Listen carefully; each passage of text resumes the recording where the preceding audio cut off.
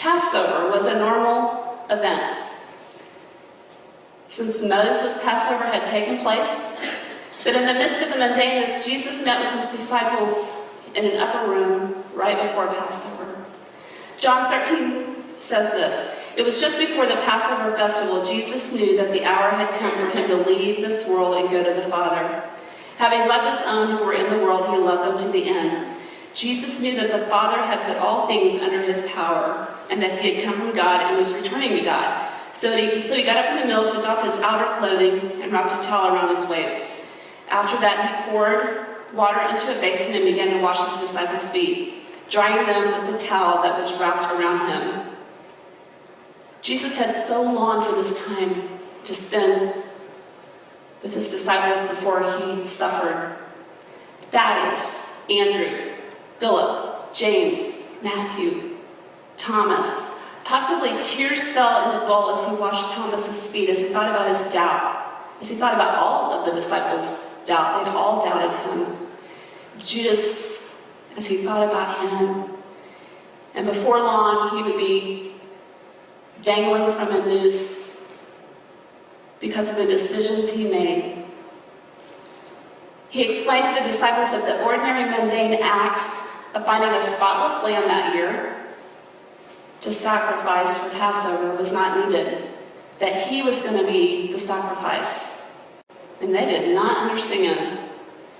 They still had their lamb tied up in the stable, and they were like, "I don't get that." In the garden, Jesus went to pray with his disciples. They had prayed many, many times. They prayed a lot.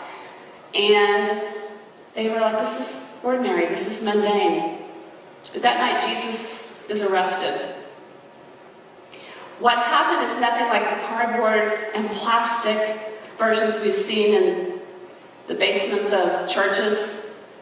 The confrontation was more like a torch-lit nightmare. A worn and bleeding Christ, a treacherous kiss, shaken disciples, confusion, mutilation, arrest, panic, flight. And it was no small band of soldiers, but a detachment of Roman legionnaires, almost certainly numbering more than 200, that stormed that garden. It was quite the scene. Then all of a sudden, it was over.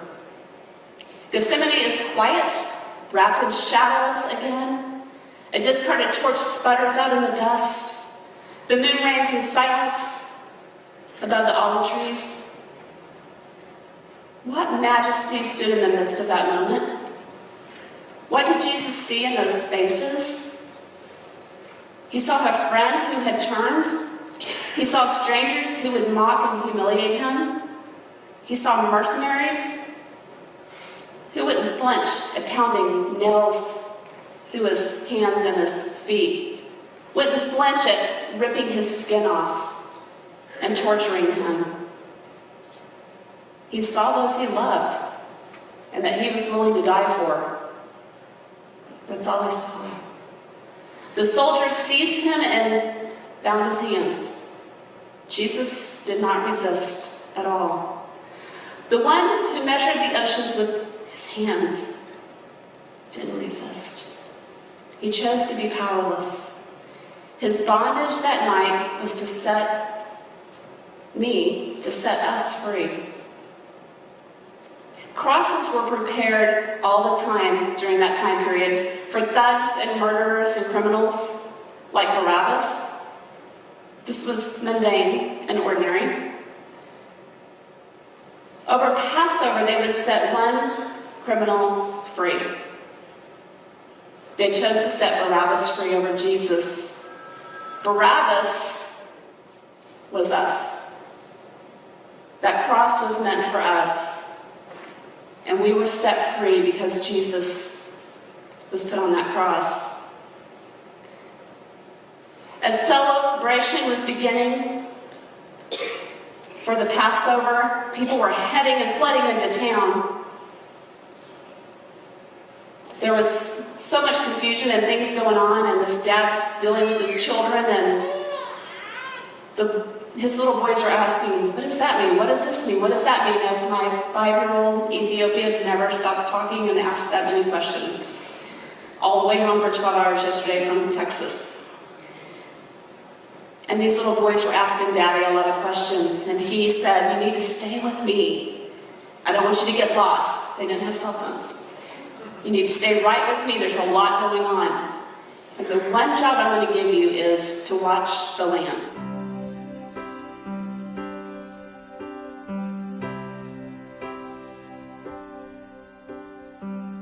Walking on the road to Jerusalem, the time had come to sacrifice again. And my 2 small sons, they walked beside me down the road. The reason that they came was to watch the lamb. They said, Daddy, Daddy, well, what will we see there? There's so much that we don't understand. And so I told them of Moses and Father Abraham. Then I said, dear children, watch the lamb. There will be so many in Jerusalem today, and we must be sure this little lamb doesn't run away. And I told them of Moses and Father Abraham. Then I said, dear children, watch the lamb. When we reached the city, I knew something must be wrong. There were no joyful worshipers there, no joyful worship song. And I stood there with my children in the midst of angry men. Then I heard a crowd cry out, let's crucify him.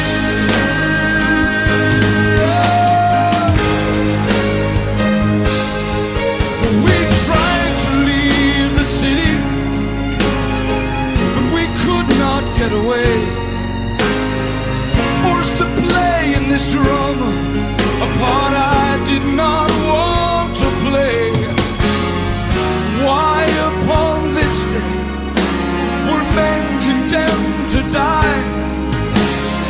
And why were we standing right here where soon they would pass by? I looked and I said, even now they come.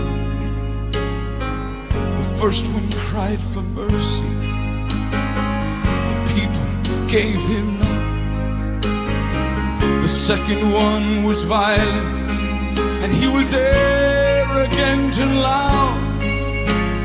I still can hear his angry voice screaming at the crowd.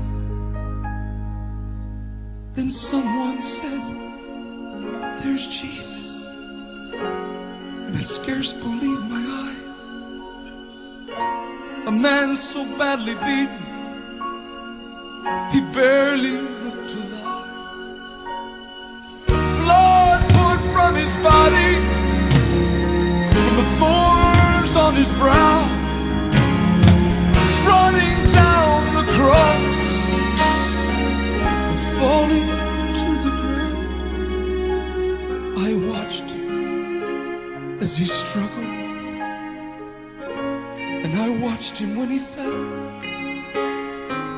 The cross came down upon his back. The crowd began to yell. And in that moment, I felt such agony. In that moment, I felt such loss. Until a Roman soldier grabbed my arm and screamed,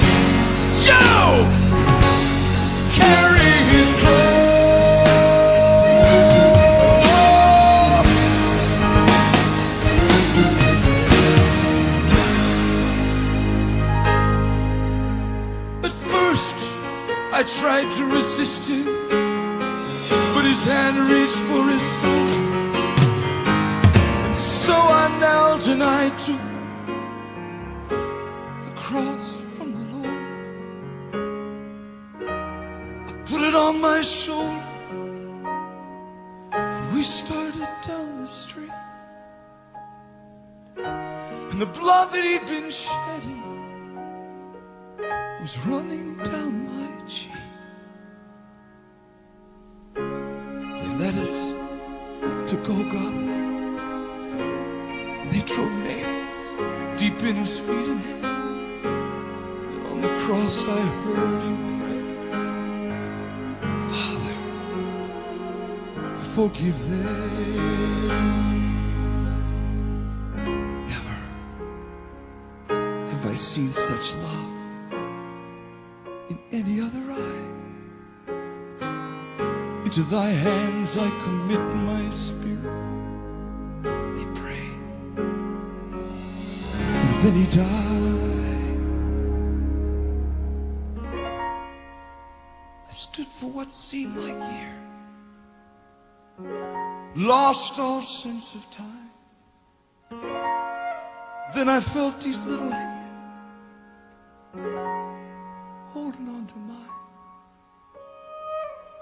My children stood there weeping, and I heard the oldest say,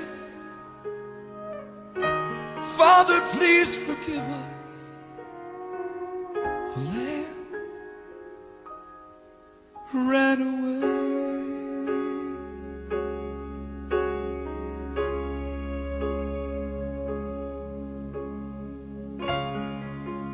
Daddy, Daddy, what have we seen here? There's so much that we don't understand. So I took them in my arms, and we turned and faced the cross. And I said, dear children, watch the Lamb.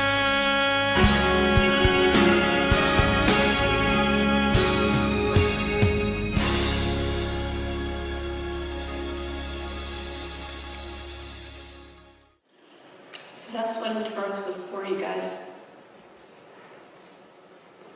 That tiny, sweet baby was meant for so much more.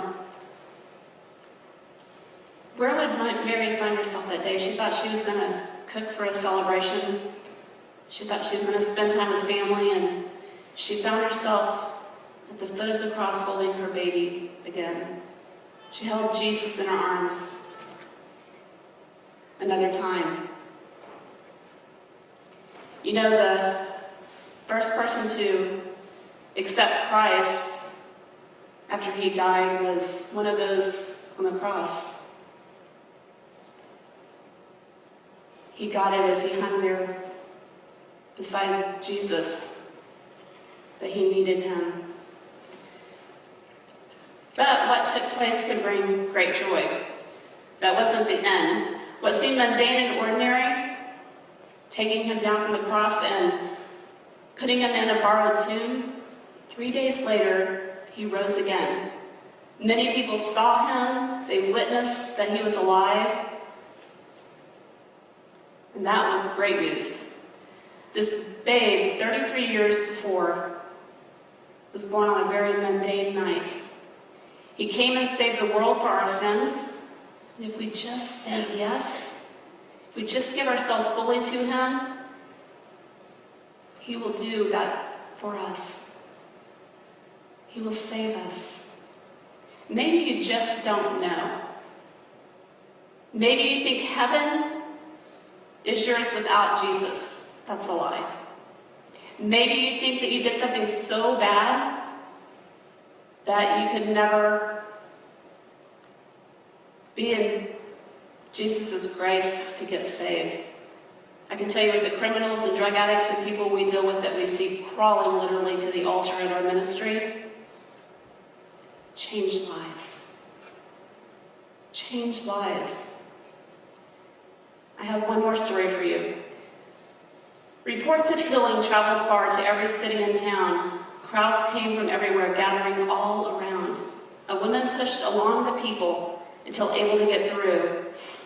A touch from the Master's hand was her only thought. If only I can touch his garment, everything will be fine. If only I can touch his garment, healing will be mine. As her hand had touched the hem, a powerful surge she did receive. She knew the healing was hers, just as she did believe. Jesus knew someone touched him and looked around to see. There she was looking at him. He said, "Thy faith has healed thee." We can do the same as this woman. All we need is to believe. Reach out in faith, touch the hem, and like the woman, receive. You guys, Jesus was born to die for us so that I could be born again into a new life. It is the miracle of violent grace. Tonight you could open your heart and have him if you don't know him. I know many times some people will be like, I could never do that, especially in front of people. I could never go to an altar and accept Christ. Why not? It's a difference in heaven and hell. And the ones that are going to heaven are going to be really excited that you chose Jesus. It's the best decision you'll ever make. But you have to cry out to him and you have to ask him. You have to receive him.